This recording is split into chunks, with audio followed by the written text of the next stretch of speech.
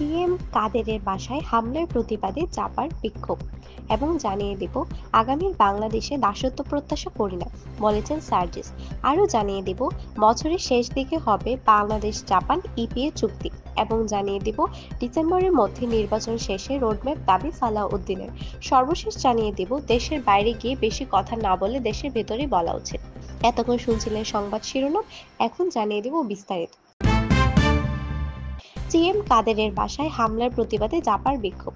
অন্তর্বর্তীকালীন সরকারের মদতপুষ্ট এনসিপি এবং তার সহযোগী কর্তৃক জাতীয় পার্টির চেয়ারম্যান জিএম কাদেরের বাসায় ভাঙচুর ও অগ্নিসংযোগের প্রতিবাদে বিক্ষোভ মিছিল করেছে জাতীয় পার্টি। শুক্রবার 30 মে বিকেলে কাকরাইলে জাতীয় পার্টি প্রধান কার্যালয়ের সামনে এই প্রতিবাদ মিছিল করা হয়।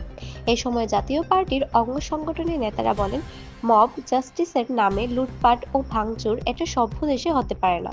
সাধারণ মানুষ নিরাপদে ঘরে ঘুমাতে পারে না। এমন পরিস্থিতিতে অন্তর্বর্তীকালীন সরকার সুস্থ নির্বাচন সম্পন্ন করতে পারবে এই ভরসা জাতীয় পার্টির নেই।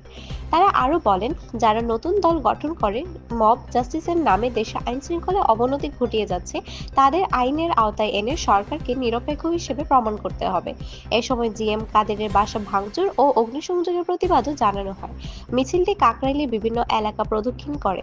এই পরিপ্রেক্ষিতে আগামীকাল সারা দেশে প্রতিবাদ ও বিক্ষোভ মিছিলের কর্মসূচি ঘোষণা করে জাতীয় পার্টি।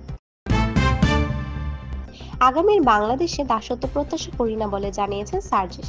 গাইবান্ধার গোবিন্দগঞ্জে 30 মে এক পথসভার জাতীয় নাগরিক পার্টি উত্তরাঞ্চলের মুখ্য সংগঠক সার্জিস আলম বলেন, আগামীর বাংলাদেশ দাসত্ব নয়, সচেতন ভোটার ও যোগ্য নেতৃত্ব চাই।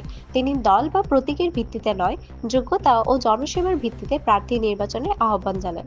সার্জিস আলম বলেন, দ্রব্যমূল্য বৃদ্ধি ও সিন্ডিকেটের বিরুদ্ধে জনগণ ক্ষুব্ধ। গাইবান্ধা জেলার উন্নয়ন মন্ত্রণালয়ের প্রসঙ্গ তুলে ধরে তিনি গোবিন্দগঞ্জ ইপিজেড বাস্তবায়নের দাবি জানান, যা জেলার ভাগ্য পরিবর্তনে সহায়ক হবে বলে মত দেন।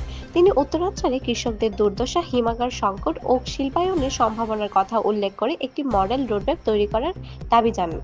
পথসভায় আরো বক্তব্য রাখেন এনসিপির কেন্দ্রীয় নেতৃবৃন্দ ডাক্তার মাহমুদা মিতু, নাজমুল হাসান সোহাগ ও ফিহাদুর রহমান দিবস।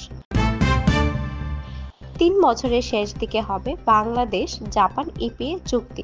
30 মে টোকিওতে বাংলাদেশের অন্তর্বর্তী সরকারের প্রধান উপদেষ্টা ডক্টর মোহাম্মদ ইউনূস ও জাপানের প্রধানমন্ত্রী শিগেরু ইশিবার মধ্যে দ্বিপক্ষীয় বৈঠকে বাংলাদেশ জাপান সম্পর্ক আরও গভীর করার প্রতিশ্রুতি পুনর্ব্যক্ত করা হয়। বৈঠকে শিগেরু ইশিবা বলেন, ডক্টর ইউনূসের নেতৃত্বে বাংলাদেশ একটি নতুন যুগে প্রবেশ করছে।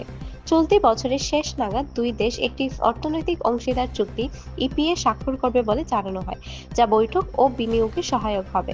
বৈঠকে আঞ্চলিক নিরাপত্তা, ইন্দো প্যাসিফিক সহযোগিতা, রোহিঙ্গা সংকট, অবকাঠামো উন্নয়ন ও এলডিসি পরবর্তী বাণিজ্য সুবিধা নিয়ে আলোচনা হয়। ইউনূস মাতারবাড়ি ও মহেশখালীতে জ্বালানি প্রকল্প, ঢাকা চট্টগ্রাম মহাসড়ক উন্নয়ন এবং জাপানের শ্রমিক ও শিক্ষার্থীদের সুযোগ বাড়ানোর আহ্বান জানান। শিগেরু ইশিবা বাংলাদেশকে দীর্ঘদিনের বন্ধু হিসেবে আখ্যা দিয়ে বলেন, গণতান্ত্রিক রূপান্তরে এই যাত্রায় জাপান পাশে থাকবে। অধ্যাপক ইউনূস জাপানের ভূমিকার প্রশংসা করে পারস্পরিক অংশীদারত্ব আরও গভীর করার আগ্রহ প্রকাশ করেন। 4 ডিসেম্বরের মধ্যে নির্বাচনের চেয়ে রোডম্যাপ দাবি সালাউদ্দিনের। বিএনপির স্থায়ী কমিটির সদস্য সালাউদ্দিন আহমেদ বলেছেন, আগামী ডিসেম্বরের মধ্যে জাতীয় সংসদ নির্বাচন অনুষ্ঠানে অতিবিলম্বে একটি সুস্পষ্ট রোডম্যাপ ঘোষণা করা জরুরি। 30 মে শুক্রবার হাইকোর্টের মাজার গেটে বিএনপির প্রতিষ্ঠাতা জিয়াউর রহমানের 44তম শাহাদাত বার্ষিকী উপলক্ষে দুস্থদের মধ্যে খাবার বিতরণকালে তিনি এ দাবি জানান। তিনি বলেন, একটি অবাধ, সুষ্ঠু ও নিরপেক্ষ জাতীয় নির্বাচনের জন্য জাতির মধ্যে একটি গভীর আকাঙ্ক্ষা সৃষ্টি হয়েছে এবং বিএনপি সেই জাতীয় প্রত্যাশার সঙ্গে একমত। প্রয়াত রাষ্ট্রপতি জিয়াউর রহমানকে স্মরণ করে সালাউদ্দিন বলেন, তিনি শুধু দেশের স্বাধীনতা এবং জন্ম দেননি, বরং বহুদলীয় গণতন্ত্র চালু ও বিচার বিভাগের স্বাধীনতার পথ তৈরি করে গেছেন। তাকে হত্যা করা হয়েছিল গণতন্ত্র ও অগ্রগতির পথ রুদ্ধ করতে বলে অভিযোগ করেন তিনি। সালাউদ্দিন আহমেদ আরও বলেন, এই শোককে শক্তিতে পরিণত করে দেশে গণতান্ত্রিক ও সাংবিধানিক অবকাঠামোর ভিত্তি পুনঃপ্রতিষ্ঠা করতে হবে। বৈষম্যহীন সামাজিক সুবিচার ভিত্তিক রাষ্ট্র গড়ার মধ্য দিয়ে বাংলাদেশ অর্থনৈতিকভাবে মুক্তি ত্বরান্বিত করতে পারবে। তিনি দাবি জানান, দেশের ছাত্র জনতা ইতিমধ্যে আওয়ামী লীগ ফ্যাসিবাদের বিরুদ্ধে রক্ত ঢেলে গণ অভ্যুত্থান ঘটিয়েছে, যা পরবর্তীতে বার্তা বহন করবে।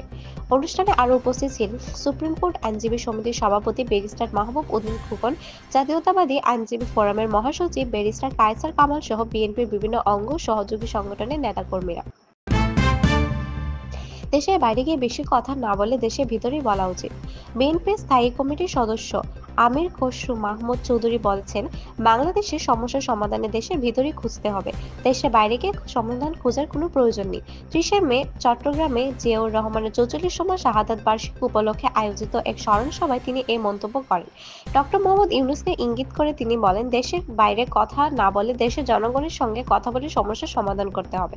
তিনি আরো বলেন, নির্বাচিত সরকার ছাড়া জনগণের প্রত্যাশা পূরণ সম্ভব নয় এবং একটি গণতান্ত্রিক সরকারের জন্য জনগণ অপেক্ষা করছে। দেশের একমাত্র সমাধানের হাতিয়ার জনগণ, তাদের বাইরে কোনো সমাধান নেই বলেও তিনি মন্তব্য করেন। জিয়াউর রহমানকে স্মরণ করে তিনি তাকে বিশ্বমানের সংস্কারক, রাজনীতিবিদ ও দার্শনিক হিসেবে উল্লেখ করেন এবং জর্জ ওয়াশিংটনের সঙ্গে তার তুলনা করেন।